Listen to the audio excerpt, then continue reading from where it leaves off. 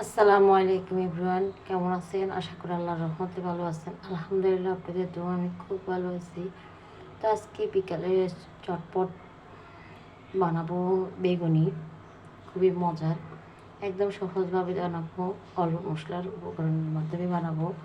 আমি চায়ের কাপের 3 কাপ দিয়েছি বেসন আর বেগুন পাতলা পাতলা করে পিস করে করে কেটে নিয়েছি আমার পছন্দ মতো করে। আপনারা আপনাদের পছন্দ অনুযায়ী কেটে নেবেন। আমি আমার পছন্দ মতো আমি কেটে নিয়েছি, আপনাদের পছন্দ মতো আপনারা কেটে নেবেন। আমি একটু অসুস্থ, হয়তো আমার কথাগুলো ভালো ক্লিয়ার আসতেছে না। তো এরপর আমি দিয়ে দিচ্ছি এখন এখানে রসুন বাটা দিয়ে দিচ্ছি আদা 4 চামচ, আদা বাটা দিয়ে দিচ্ছি আদা 4 চামচ। এরপরে দিয়ে দিব একটু ধনিয়া পাতা, ফ্রিজে থাকা আমার কাছে 2টা ছিল, আমি একটু ধনিয়া পাতা দিলে ভালো লাগে। এটা আপনারা যদি পছন্দ অনুযায়ী না দিলেও স্কিপ করতে পারেন, কোনো সমস্যা নাই। এরপরে দিয়ে দিচ্ছি ধনিয়া জিরার গুঁড়া 1 টেবিল চামচ, দিয়ে দিচ্ছি লাল মরিচের গুঁড়া 1 টেবিল চামচ, হলুদের গুঁড়া 1 টেবিল চামচ, একটু সামান্য কম, স্বাদ অনুযায়ী লবণ। এরপর দিয়ে দিব একটা ম্যাগি মশলা। ম্যাগি মশলাটা আপনারা যারা না পছন্দ না করেন, মানে টেস্টটা না দিলে চলবে, আমার কাছে ভালো লাগে তাই দিচ্ছি, তবে দিলে ভালো লাগে, খুব টেস্ট আসে। এরপর আমি পাউরুটি মেখে নিব।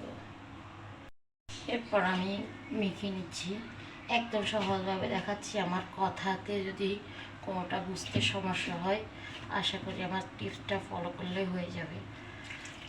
তো আমি একটু একটু করে দিয়ে খুব ভালো করে মেখে নিচ্ছি। আমি একটু অসুস্থ, তো অসুস্থ হলে কী হবে, কিন্তু বাসার মানুষ তো সবাই তো আর না খাই থাকবে না, তো করতে হবে সবার জন্য। তো আমি আজকে কোনো ধরনের বেকিং পাউডার দিই নেই। তো বেকিং পাউডার ছাড়াই আমি দেবো আগে যেভাবে আমরা একটা আটার ডো বানাই সেভাবে করে খুব ভালো করে মুছে নিতে হবে। খুব ভালো করে মুছে নেওয়ার পরে একে একে আস্তে আস্তে পানি অ্যাড করতে হবে, তাহলে জিনিসটা সুন্দর হয় এবং ফুলে ভালো।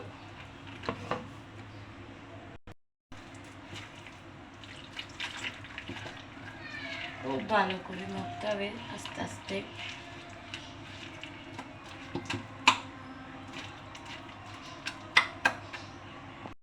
আমি 3 কাপ বেসনের জন্য আমার এই মগটাই ব্যবহার করছি, 1 মগ লাগছে, পুরো লাগেনি, একটু সামান্য কম লাগছে। এরপরে অনেকে ভাবতে পারবেন, মানে অনেকে চিন্তা করবেন যে এটা কীভাবে পারফেক্টভাবে বোঝা যাবে, কীভাবে এভাবে করে আঙুলটা চুবাবেন, তখন বোঝা যাবে যে আপনার চারিদিক দিয়ে যখন আঙুলটা লেগে গেছে, মনে বোঝা যাবে যে আমার পারফেক্টভাবে খামিরটা হয়ে গেছে। এখন চলে যাব চুলায়। আমি আশা করি সবাইকে শর্টকাটভাবে দেখাচ্ছি, আমার পুরো রেসিপি জুড়ে সাথে থাকবেন। চুলা আগে থেকে ফ্রাই প্যানের তেল বসাই দিচ্ছে, তেলটা গরম হয়ে গেছে। এভাবে করে ভাপ দিয়ে দেখবেন যে তেল যখন একদম মানে হাতের তালুতে মনে হচ্ছে ভাপটা লেগে যাচ্ছে এরকম মনে হবে, তখনও বোঝা যাবে যে আমার তেলটা পারফেক্টভাবে গরম হয়ে গেছে।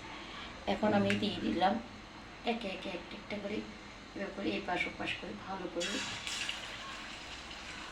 লাগাই দিচ্ছি এভাবে।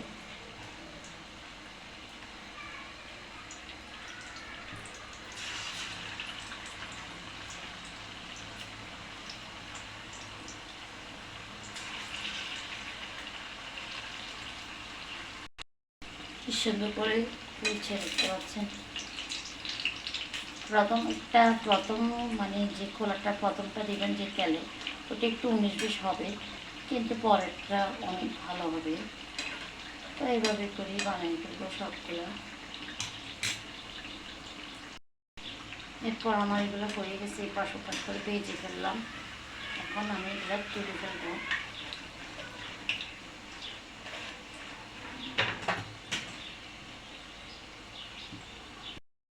দেখতে পাচ্ছেন, এখন আমি আরো কয়টা দিব।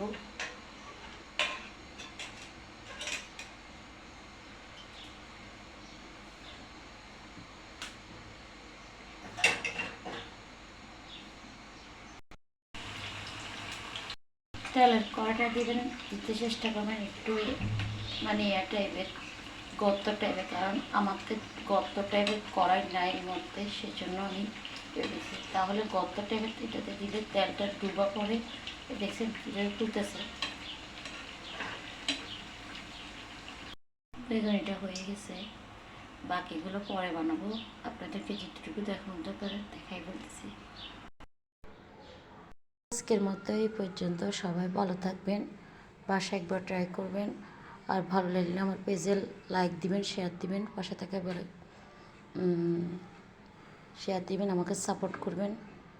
আল্লাহ হাফেজ, আসসালামু আলাইকুম।